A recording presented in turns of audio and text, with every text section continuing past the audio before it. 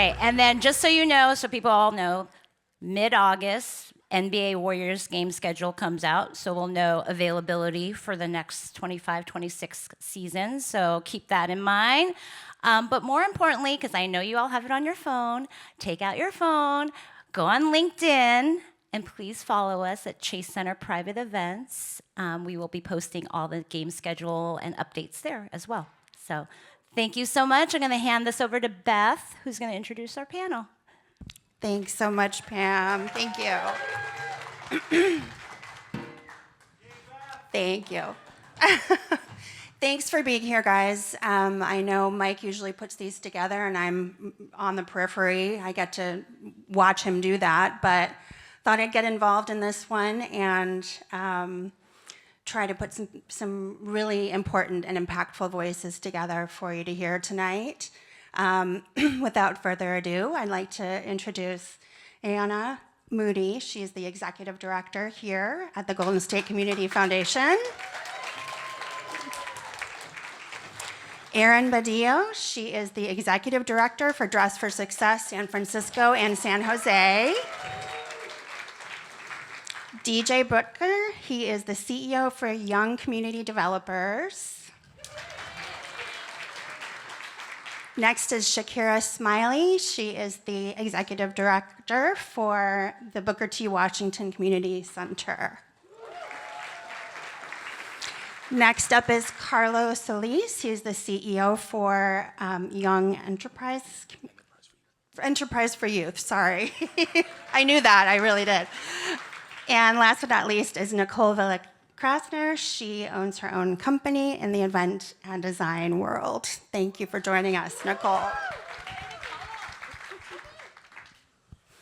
All right, so I'd love to start with Anna and just get your feelings on the current environment and also what you're experiencing on a day-to-day and a little bit about the community that you're working with.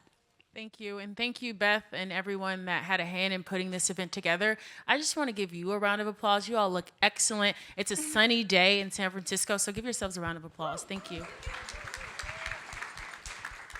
I think I always lead with optimism. I really do. I understand that this is a challenging time for many different people for many different reasons, but we at the Golden State Community Foundation really just want to focus on what we can do to meet folks where they are and meet them at the moment.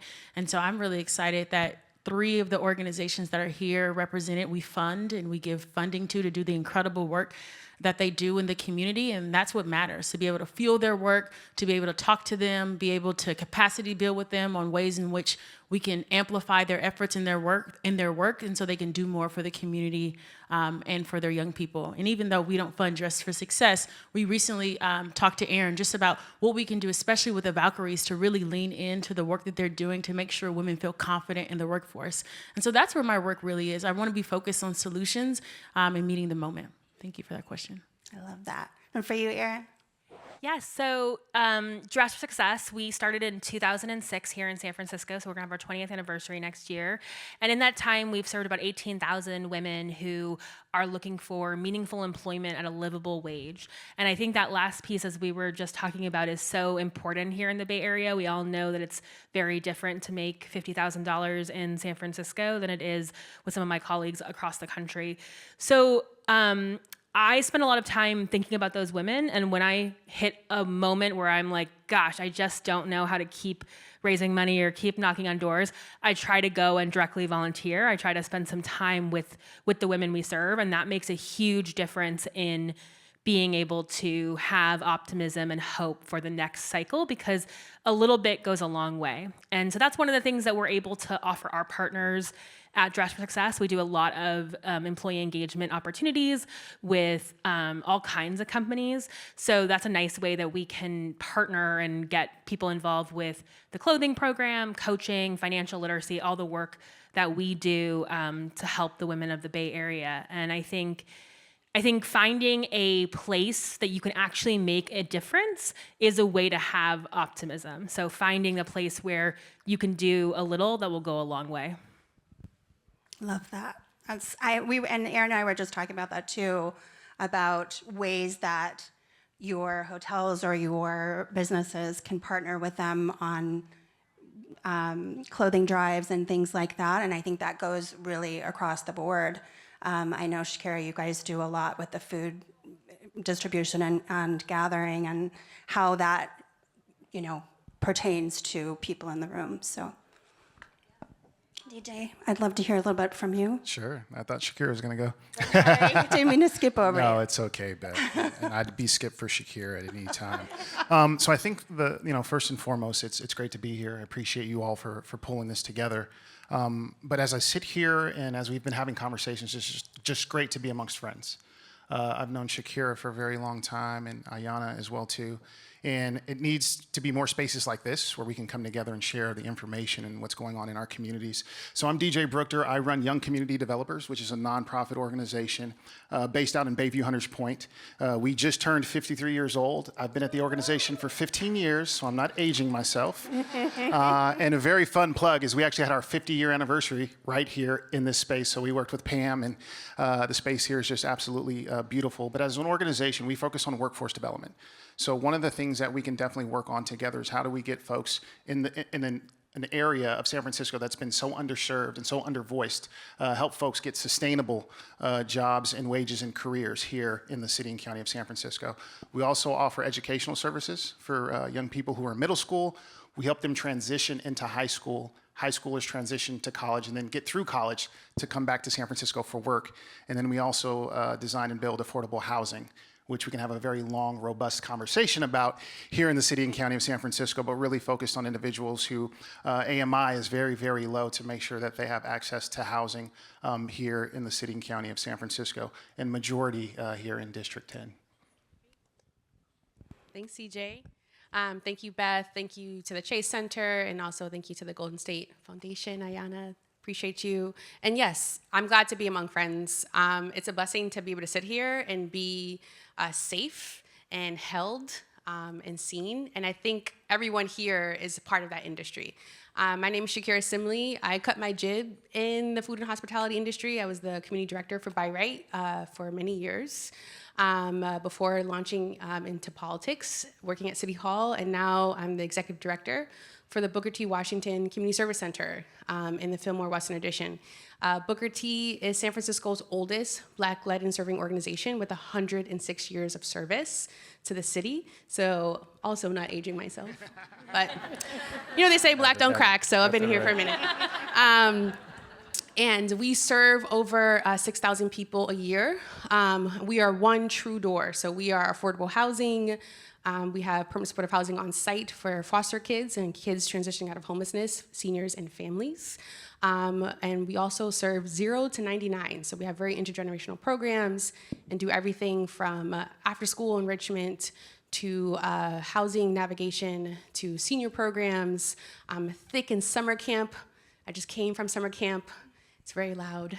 But we do everything for our community. And one way that I stay hopeful and really centering on Black joy right now, I think our joy is our resilience. And I think everybody wants to connect and be held in a way in which they know, how do I say this? Do you guys remember a couple weeks ago where our streets were filled with people, right, and protests? And we saw families, we saw kids, we saw seniors, right? And I think that's San Francisco, that's the Bay Area. We show up for each other. We create spaces for each other. And I can watch the news, I can be depressed and read headlines, or I can show up for my kids every day. I can talk to my seniors. I can make sure that a mom can get a meal. I can make sure that my college students can make that tuition payment and stay consistent. And so I think everybody here is part of that resilience. Everyone here can cultivate joy for other people, and everyone here can also cultivate safety, baseline. And so that's how I kind of stay focused in my work, even though it's hella hard. And I know Carlo and folks can tell you more about that, but it's good to be in conversation with everybody. Thank you, Shakira. Yeah, and I agree. Part of the impetus behind putting this panel together was I saw an article that was profiling Shakira about what's going on in the world right now, and she was honest, and I love that, and it was positive and uplifting, and the message was fantastic. So you're really part of the reason that this panel is together today. So, Thank you, Beth. Carlo, I'd love to hear from you. Yes, thank you. My name is Carlo Solis. I'm the CEO of Enterprise for Youth. Enterprise for Youth has been around for 55 years, serving high school students and young people and getting them paid internships. So it's a very simple mission. Beth, thank you. Merchant Exchange, as an amateur San Francisco historian in the space. Everybody go check it out. Ayanna, thanks for everything, right? But for me, there's some simplicity to our work, right? There's always gonna be new high school students, right? So no matter what, there's gonna be a new group of freshmen, same as that, those weeds that they pulled last summer, those weeds grow back, right? So there's this opportunity to always start anew and to impact the next group of young people.